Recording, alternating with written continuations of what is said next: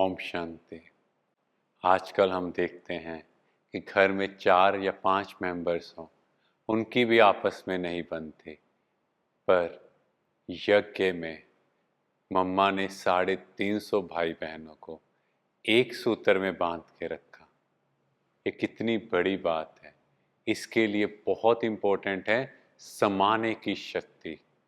सामने वाला कुछ भी कर रहा है, वो बात इधर उधर फैलाओ नहीं। मम्मा को किसी ने किसी के बारे में बात की तो मम्मा ने वो बात कभी बाहर नहीं आने दी। उस बात को अंदर समा लिया। सिर्फ अपनी बात उस शिव परमात्मा से की, उसके अलावा किसी से कोई बात नहीं की। ये बहुत इम्पोर्टेंट है, क्योंकि संगठन में अगर बातें एक दूसरे की होती जाएंगी तो बातें बढ़ जाएंगी। और अगर हम किसी की कंप्लेंट सुनेंगे तो हमारी भी कंप्लेंट होगी। तो इसीलिए बहुत इम्पोर्टेंट है एक की बात दूसरे को नहीं बताना। और मम्मा तो इतना सूक्ष्म में कहते थे कि अगर पेट का रोग है, पेट में प्रॉब्लम है, तो आपके चेहरे पर भी ना आए, वो बात पेट ही संभाले। मीन्स समाने की शक्ति। और अगर कोई किसी की कंप्लेंट भी लेके आता था तो मम्मा कहते थे पहले उसका एक गुण बताओ, उसकी क्वालिटी बताओ। जैसे ही वो व्यक्ति जिसके बारे में कंप्लेंट करने आया उसका गुण बताते, तो धीरे धीरे उसका ध्यान अवगुण की ओर से कम होता जाता। तो इस तरह मम्मा सबको एकता के सूत्र में बांध कर रखते थे। और कोई गलती भी करता था, मम्मा उसको डांटते नहीं थे, क्योंकि उनका ये विचार था कि सजा देने से कोई सुधरता नहीं, बल्कि उसको कहते थे कि आज ये हो गया, अब दोबारा ये गलती नहीं करो। और बहुत प्यार से समझाने देते थे। उसके बाद कुछ लोग कई बार फील करते हैं जैसे हम ग्रुप में रह रहे हैं तो अलग रहते हैं। कहते हैं नहीं, हम अलग रहेंगे तो लड़ाई झगड़ा नहीं होगा, या कहेंगे हमें परमात्मा को याद करना है, अकेले में करना है।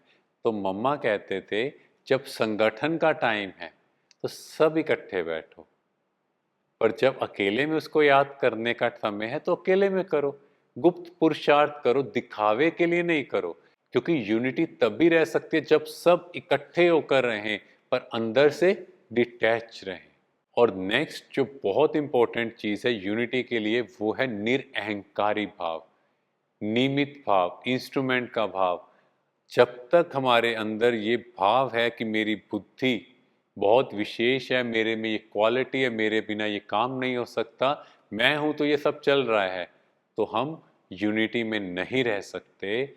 मम्मा में इतना निरअहंकारी भाव था, सबके प्रति प्रेम भाव था। कभी अपनी बुद्धि का भी मान नहीं दिखाया कि मेरे में इतनी नॉलेज है, हमेशा बाबा को प्रत्यक्ष किया। और इवन सेवा पर भी गए तो कोई पूछता था सेवा कैसी थी, तो मम्मा बोलते बस सेवा अच्छी थी। उसका बखान नहीं करते थे मैंने ये किया।